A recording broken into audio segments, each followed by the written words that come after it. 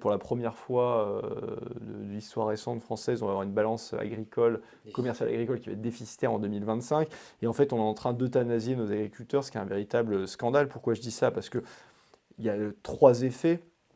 Le premier, c'est les accords de libre-échange dont on parle, ce qui veut dire qu'on importe de la concurrence déloyale, des produits qui ne respectent absolument pas les normes sociales, environnementales, etc.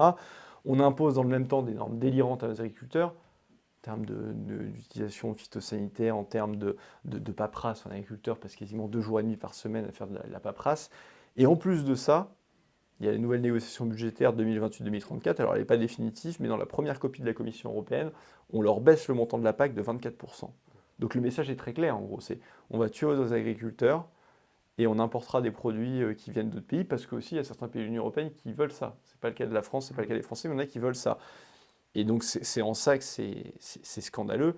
Et les macronistes ne défendent absolument pas nos agriculteurs, alors que c'est au-delà de l'aspect de souveraineté alimentaire qui est essentiel, ça fait partie des paysages, ça fait partie du patrimoine, ça fait partie de l'identité de la France, et on ne peut pas laisser tomber nos agriculteurs.